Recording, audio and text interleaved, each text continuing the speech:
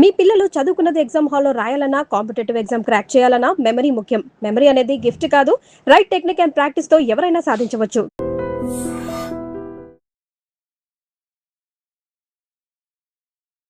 Hi hello నమస్తే welcome back to iDream media. Mutual ఫండ్స్లో invest చేస్తున్నప్పుడు కామన్గా చేసే మిస్టేక్స్ ఏంటి, ఏ పెద్ద తప్పు వల్ల మన ఇన్వెస్ట్మెంట్ మొత్తం జీరో అయిపోతుంది అనేది ఈరోజు తెలుసుకుందాం. అండ్ ఈ విషయాలు మనకు తెలియజేయబోతున్నారు మ్యూచువల్ ఫండ్ డిస్ట్రిబ్యూటర్ అని మధు గారు. సార్తో మాట్లాడదాం. Hi sir. హలో అండి. సార్, మ్యూచువల్ ఫండ్స్ అనగానే లాంగ్ టర్మ్ ఇన్వెస్ట్మెంట్స్, దాదాపుగా ఒక 10 సంవత్సరాలు లేదా మినిమం 5, మ్యాక్సిమం 30 ఇయర్స్ ఇలా చెప్తా ఉంటారు. కానీ యూజువల్లీ ఏదైనా ఈ సంవత్సరం ఒక ఫండ్లో ఇన్వెస్ట్మెంట్ స్టార్ట్ చేస్తే నెక్స్ట్ ఇయర్ ఆ ఫండ్ జీరోకి వెళ్ళిపోతూ ఉంటుంది. అంటే టాప్ ఫండ్స్ తీసుకుందాం, ఈ సంవత్సరం ఈ రోజు టాప్ ఫండ్స్ తీసుకుంటే నెక్స్ట్ ఇయర్ ఇదే రోజుకి ఆ టాప్ ఫండ్స్ డెఫినెట్లీ నెంబర్ 1, 2లో అయితే ఉండవు. మరి ఇది ఇన్వెస్ట్మెంట్ లాంగ్ టర్మ్ కింద అనడానికి ఎలాంటి పాసిబిలిటీ ఉంది? మనం ఫెయిల్ అవుతున్నట్టే కదా. ఎస్ ఇక్కడ మీరు ఆలోచించాల్సింది ఏంటంటే, ప్రతి ఒక్కరు ఏవైతే లాస్ట్ 1 to 3 ఇయర్స్ లోపల బాగా పర్ఫామ్ చేసిన ఫండ్స్ ఉంటాయో వాటి నుంచి ఒక 6 నుంచి 7 ఫండ్స్ అనేది తీసుకొని ఇన్వెస్ట్మెంట్ అనేది స్టార్ట్ చేస్తారు. బట్ బిహైండ్ ద లాజిక్ ఎలా వర్క్ అవుతుంది అని అంటే, మీరు 3 ఇయర్స్ బ్యాక్ చూస్తే అప్పుడు టాప్లో ఉన్నవి ఇప్పుడు టాప్లో ఉండవు, డెఫినెట్గా ఉండవు. ఏదో 1 or 2 ఫండ్ ఉంటుంది లక్కీగా, అది కూడా మళ్ళీ నెక్స్ట్ 1-2 ఇయర్స్ లోపల డౌన్లోకి వెళ్ళిపోతుంది. అది 5 ఇయర్స్ బ్యాక్ వెళ్ళారంటే అప్పుడు ఉన్నవి మళ్ళీ ఉండవు, మళ్ళీ ఒక 2-3 ఇయర్స్ తర్వాత మళ్ళీ పైకి వస్తూ ఉంటాయి. అసలు దీన్ని పట్టుకోలేక ఇప్పుడు ఏబీసీ తీసుకున్నాను, ఆ 3 కిందికి వచ్చేసాయి. మళ్ళీ డిఈఎఫ్ తీసుకున్నాను, మళ్ళీ అది పైకి వెళ్ళింది అనుకుంటే అది కూడా కిందికి వచ్చేస్తుంది. అసలు ఈ పట్టుకోవడంలో లాజిక్ ఎక్కడుంది? మీరు కోర్గా ఒక విషయం అర్థం చేసుకోవాలి. స్టైల్ అనేది ఇంపార్టెంట్. ఇన్వెస్ట్మెంట్ స్టైల్, ప్రతి ఫండ్కి కొన్ని స్టైల్స్ ఉంటాయండి. అందులో చాలా చాలా ఇంపార్టెంట్ ఏంటంటే 3 styles: value style, growth style, momentum style. ఈ value style, growth style, momentum style కనుక మీకు అర్థమైపోతే ఎవ్రీ 2-3 ఇయర్స్కి ఒకసారి మార్కెట్ ఇది చేంజ్ అవుతుంటుంది అనమాట, ఆ స్టైల్ ఆఫ్ ఇన్వెస్ట్మెంట్స్లో. మీరు కొన్ని రోజుల కింద చూసుకున్నట్టయితే దాదాపు ఒక 2-3 ఏఎంసీస్ చాలా మంచి పర్ఫామ్ చేసినాయి, ఇప్పుడు డౌన్ అయిపోయినాయి. ఇప్పుడు ఏవైతే పర్ఫామ్ చేస్తున్నాయో లాస్ట్ 1 year 2 yearలో పర్ఫామ్ చేసినవి మీరు తీసుకుంటారో 1-2 years తర్వాత మళ్ళీ డౌన్ అయ్యే ఛాన్స్ అనేది ఉంటుంది. ఏంటంటే ఆ స్టైల్ వర్కౌట్ అయింది. ఆ స్టైల్ ఏంటి, ఇప్పుడు వాల్యూ స్టైల్లో ఉన్న ఏఎంసీలు వర్కౌట్ బాగా మంచి రిటర్న్ ఇచ్చినప్పుడు మీరు వాల్యూ స్టైల్ ఎంచుకున్నారు, తర్వాత మార్కెట్ షిఫ్ట్ అయిపోయింది, వాల్యూ నుంచి మూమెంటంలోకి వెళ్ళిపోయింది. అసలు వాల్యూ అంటే ఏంటి, చాలామందికి అది కూడా అర్థం కాదు. వాల్యూ స్టైల్ అంటే అండర్ వాల్యూడ్ స్టాక్స్ని కొనడం.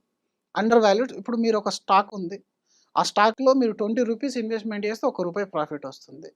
అదే సెక్టర్లో ఇంకొక స్టాక్ ఉంది, ఆ స్టాక్లో మీరు 30 రూపీస్ ఇన్వెస్ట్మెంట్ చేస్తే మీకు ₹1 ప్రాఫిట్ వస్తుంది. We're not recommending any stock, we're not talking any trading. మనం మ్యూచువల్ ఫండ్లో కూడా ఈ కోర్ అర్థం చేసుకుంటేనే మీకు మ్యూచువల్ ఫండ్ కానీ ఈక్విటీ మార్కెట్ కానీ అర్థమవుతుంది. వాల్యూ స్టైల్ అంటే ఏంటంటే, ఏదైతే 20 రూపీస్ ఇన్వెస్ట్మెంట్ చేస్తే ₹1 వస్తుంది కదా, అది మనకు చాలు. 30 రూపీస్ ఇన్వెస్ట్ చేస్తే ₹1 వస్తుంది, బట్ అది 30 రూపీస్ అని గ్రోత్ తొందర అవుతుంది, ఇది తొందర స్లోగా అవుతుంది. ఇప్పుడు ఆ సెక్టర్ వర్కౌట్ అవ్వట్లేదు. వాల్యూ ఇన్వెస్ట్మెంటింగ్ ఫండ్ మేనేజర్స్ ఎలా ఉంటారు అంటే, ఏ కంపెనీ అయితే రీజనబుల్ వాల్యూలో దొరుకుతుందో వాటి మీదనే ఫోకస్ చేస్తారు. గ్రోత్ స్టైల్ ఏంటంటే, అది 30 రూపీస్కి ₹1, దీన్ని పీ రేషియో అంటారు మన టెక్నికల్ లాంగ్వేజ్లో. ప్రైస్ టు ఎర్నింగ్ కానీ ప్రైస్ టు బుక్ రేషియో కానీ అంటారు. ఈ పీ రేషియోలు, పీబీ రేషియోలు హై ఉన్న ఫండ్స్లో ఇన్వెస్ట్మెంట్ చేసినప్పటికీ గ్రోత్ ఇన్వెస్టర్స్ పికప్ చేయగలుగుతారు ఫండ్ని. అయితే మార్కెట్ ఓవర్ వాల్యూడ్ అయిపోయింది, లైక్ ఆఫ్టర్ కోవిడ్ తర్వాత మార్కెట్ రిటర్న్ ఇచ్చినప్పుడు అట్లా ఓవర్ వాల్యూడ్ అయిపోయినప్పుడు, ఓవర్ వాల్యూడ్లో ఏంటంటే మీకు చాలా కాషియస్గా మనం పికప్ చేసుకోవాలి. మనం గ్రోత్ స్టైల్లో వెళ్తున్నామా, వాల్యూ స్టైల్లో వెళ్తున్నామా, మొమెంటం అంటే కంప్లీట్ హై వాల్యూలో ఉన్నప్పుడే, ఓవర్ లిక్విడిటీ మార్కెట్లో ఉన్నప్పుడు పర్ఫామ్ చేసే స్టైల్ అది. ఇప్పుడు ఇలాంటి ఇప్పుడు సైడ్ వేస్ మార్కెట్లో మీరు మొమెంటం పికప్ చేసిన, గ్రోత్ స్టైల్ పికప్ చేసిన, దాని రిటర్న్ పెద్దగా కనబడదు. అందుకే మీరు వాల్యూ, కాంట్రాస్ట్ స్టైల్స్ అనేది మీకు దాదాపు బాగా వర్కౌట్ ఉన్నట్టు కనబడుతూ ఉంటాయి. అందుకని మన ఇన్వెస్ట్మెంట్ మీరు ఒక 100 రూపీస్ పెట్టినట్టయితే అందులో ఈక్విటీ మీరు ఎంత పెడతారో ముందు డిసైడ్ అవ్వండి. ఈక్విటీ, డెట్ అనేది మీరు పక్కన పెట్టేసారు. 20% డెట్టా, 30% డెట్టా, based on your risk taking capacity. ఆ ఈక్విటీలో పెట్టేదాన్ని వాల్యూ, గ్రోత్, మొమెంటం స్టైల్లో స్మాల్, మిడ్, లార్జ్ క్యాప్ ఈక్వల్గా డైవర్సిఫై చేయాలి. Small cap, mid cap, large cap ఈక్వల్గా డైవర్సిఫై చేయాలి. అందులో 3 స్టైల్స్ ఉండాలి. వాల్యూ స్టైల్ ఉండాలి, గ్రోత్ స్టైల్ ఉండాలి, మొమెంటం స్టైల్. నేను వాల్యూ స్టైల్ చెప్పాను, అండర్ వాల్యూడ్ అని. గ్రోత్ స్టైల్ చెప్పాను, ఏదైతే బాగా పర్ఫామ్ చేస్తూ వెళ్తుందో అది గ్రోత్ స్టైల్కి వస్తుంది. మొమెంటం స్టైల్ అంటే అది ఎర్నింగ్, ఇంకా కంప్లీట్గా ఇప్పుడు ఏదైతే ఎర్నింగ్ ఉందో ఆల్మోస్ట్ ఇండెక్స్లో ఇన్వెస్ట్మెంట్ చేయడానికి మొమెంటం స్టైల్ అంటారు. ఇండెక్స్ ఏం పికప్ చేస్తుంది, ఏదైతే బాగా పర్ఫామ్ చేస్తుందో దాన్ని లాక్కుంటుంది, ఏదైతే పర్ఫామ్ చేయదో దాన్ని తీసి బయటపడేస్తుంది. అంటే ఇప్పుడు ఇండెక్స్‌ని ట్రాక్ చేసే వాళ్ళు చాలామంది ఏమంటారంటే కొత్త ఇన్వెస్టర్స్ అందరూ ఇండెక్స్‌తో స్టార్ట్ చేయాలని చెప్తారు. కానీ నిజానికి అసలు జరిగేదేంటి? నిఫ్టీ 50లో ఏదైతే హైలీ పెర్ఫార్మ్డ్ ఉంటాయో ఆ 50 కంపెనీస్ పైనుంటాయి. రైట్? అలాగే మీరు స్మాల్ క్యాప్ ఇండెక్స్ తీసుకున్నా, మిడ్ క్యాప్ ఇండెక్స్ తీసుకున్నా పర్ఫార్మెన్స్ చేస్తే 6 మంత్స్‌కో, 5 మంత్స్‌కో అది మళ్ళీ ఇండెక్స్‌లోకి యాడ్ అయింది. తర్వాత అది పర్ఫార్మ్ చేస్తదా లేదన్న గ్యారంటీ ఉండదు. పర్ఫార్మ్ చేయకుంటే మళ్ళీ వెళ్ళిపోతుంది. అండ్ మీరు 6 నెలలు 1 ఇయర్ మీరు ఆ ఇండెక్స్‌లో ఉన్నారు అంటే ఆ వచ్చిన స్టాక్స్ పర్ఫార్మ్ చేయకపోతే ఇండెక్స్ కూడా రిటర్న్ ఇవ్వనట్టే కదా! అందుకని ఇండెక్స్ రిటర్న్ 11% 10.5% ఎందుకు అవుతుంది అని అంటే వచ్చినవన్నీ ఎమర్జింగ్‌లో ఆల్రెడీ పర్ఫార్మ్ చేసి ఇక్కడికొస్తాయి. ప్లేయర్స్ అంతా వచ్చారు, ఇక్కడికి వచ్చిన తర్వాత రిలాక్స్ అయినట్టు అలా ఉంటుందన్నమాట. ఇప్పుడు మనం లాస్ట్ 2 ఇయర్స్ పర్ఫార్మెన్స్ ఒకవేళ వాల్యూ స్టైల్ వర్కౌట్ అయిందంటే మీరు తీసుకున్న 5 ఫండ్స్‌లో 5కి 5 వాల్యూ స్టైల్ ఉంటాయి. ఒకవేళ గ్రోత్ స్టైల్ వర్కౌట్ అయింది అనుకుంటే మీరు తీసుకున్న 5కి 5 ఫండ్లు growth style of investment styles. తర్వాత మూవ్‌మెంట్ అయితే మూవ్‌మెంటం. ఇలా మీరు దాన్ని అర్థం చేసుకోకుండా ఇప్పుడు గ్రోత్ స్టైల్ బాగా పర్ఫార్మ్ అయింది. ఆ స్టైల్‌లో ఉన్న మీరు 5 ఫండ్స్ క్వాలిటీయే మీరు తీసుకున్నది చాలా మంచి ఫండ్స్. 5 స్టార్ రేటింగ్ చూసారు, అన్నీ చూసుకున్నారు. కానీ ఆ style of investmenting is growth. And next ఒకవేళ మార్కెట్ టర్న్ అయిపోయింది. వాల్యూ స్టైల్‌కి వెళ్ళిపోయింది అనుకుందాం. ఫర్ ఎగ్జాంపుల్ మార్కెట్ అలా రిటర్న్ ఇవ్వలేదనుకోండి. అప్పుడేమవుతుంది? మీరు తీసుకున్న 5ట్లో 5 ఫండ్లు పడిపోతాయి. అదే మీరు డైవర్సిఫై చేసుకున్నారు. ఇప్పుడు ఒక 2 ఇయర్స్ రిటర్న్ ఇవ్వలేదు. ఆ ఫండ్‌ని మీరు ఎందుకు చూజ్ చేసుకోవద్దు? దాని హిస్టరీ 10 ఇయర్స్ బాగుంది కదా! దాని 9 ఇయర్స్ హిస్టరీ బాగుంది. అక్కడ స్టైల్ ఇంపార్టెంట్. అక్కడ వాల్యూ స్టైల్ కాబట్టి అది లాస్ట్ 2 ఇయర్స్ లోపల రిటర్న్ ఇవ్వలేదు. అయినా still you need to pick that fund. Because అది ఈ కరెంట్ సిట్యుయేషన్‌లో పర్ఫార్మ్ చేయకపోవచ్చు. బట్ ఏ ఫండ్స్ అయితే ఇప్పుడు కరెంట్ సిట్యుయేషన్‌లో పర్ఫార్మ్ చేసి 1, 2, 3, 4 రేటింగ్‌లో ఉన్నాయో, క్వార్టైల్ 1లో ఉన్నాయో అవన్నీ డౌన్ అయినప్పుడు ఇది మళ్ళీ పైకొస్తది. అప్పుడు మీరు దాన్ని గెస్ పట్టుకోలేరు.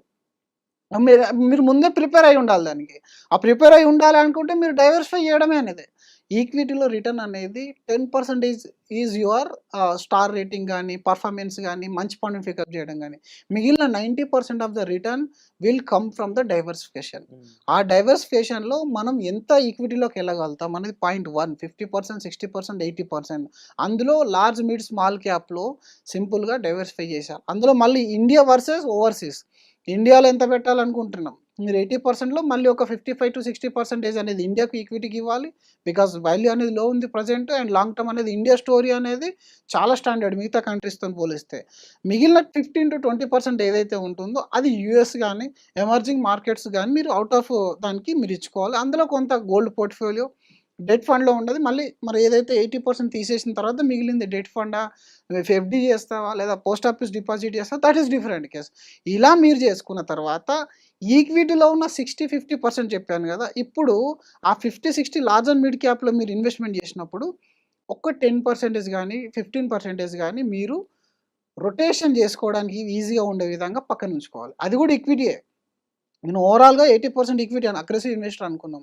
నేను 80% ఈక్విటీ తీసుకున్నాను. అందులో 10% ఇంటర్నేషనల్. ఇంకా మిగిలిన 70% ఉంది కదా! ఆ 70%లో 60% ఇండియా ఈక్విటీలో స్మాల్, మిడ్, లార్జ్ 20, 20, 20 60 అయిపోయింది. అంతకుముందు ఆల్రెడీ 10 ఓవర్సీస్ చేసిన 70 అయిపోయింది.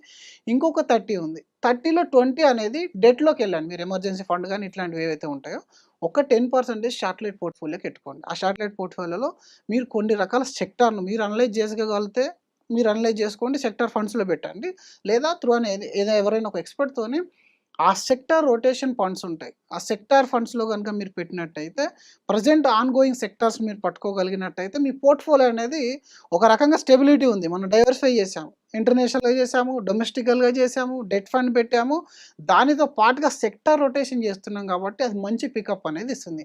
ఈ ఎక్సర్సైజ్ గనుక మీరు ఒక 10, 15, 20 ఇయర్స్ కనుక కంటిన్యూయస్‌గా చేయగలిగినట్టయితే ఎలాంటి మార్కెట్ కండిషన్‌లో అయినా కూడా మీ పోర్ట్‌ఫోలియో స్టెబిలిటీగా ఉంటుంది. అండ్ మనకు ఒక ఫండ్ పెరుగుతుంది, ఒక ఫండ్ తగ్గుతుందనే ఆలోచన లేకుండా డైవర్సిఫైడ్‌గా ఉంటారు కాబట్టి గ్రోత్ స్టోరీతో పాటు మీ ఫండ్ అనేది పికప్ అయిపోతుంది. ఈ విధంగా మీరు డైవర్సిఫై చేసుకోవాలి. అండ్ మేజర్‌గా రీబాలన్సింగ్, డైవర్సిఫికేషన్ ఎందుకు ఇంపార్టెంట్ అనడానికి ఇది ఒక బిగ్ రీజన్‌గా చెప్పొచ్చు. అండ్ డెఫినెట్‌లీ ఎపిసోడ్ చూసాక మీకు డెఫినెట్‌లీ దీని గురించి ఒక రియలైజేషన్ వస్తుందని నేనైతే అనుకుంటున్నాను. అండ్ స్టిల్ మీకు ఇంకా దీని గురించి అవగాహన కావాలి, అవేర్‌నెస్ కావాలనుకున్నప్పుడు డెఫినెట్‌లీ మీరు సార్‌ని సంప్రదించవచ్చండి. అండ్ వచ్చే ఎపిసోడ్‌లో మళ్ళీ కలుద్దాం guys. Thank you so much. Thank you. And for more videos, Please subscribe to iDream. Please subscribe to iDream. Please subscribe iDream. And please subscribe to iDream. For more videos, subscribe to iDream. please like, share and subscribe to the channel. Congratulations, iDream. Subscribe to iDream. Subscribe to iDream. So subscribe to iDream Media. IDream team అందరికీ huge congratulations. Please subscribe iDream Media. Please subscribe to iDream. Subscribe iDream. Please subscribe to iDream. iDream అంటే నా కళల ఛానల్ను subscribe చేసుకున్న నోరు తిరుగుతలేదు, మీరైతే గంట గుర్తు కొట్టండి. For more such videos, please subscribe to iDream. Subscribe to iDream. Please subscribe to iDream. Please subscribe iDream Media. Please do subscribe to iDream. Please subscribe to iDream Media. For best entertainment and information, please subscribe iDream. And don't forget to subscribe to iDream.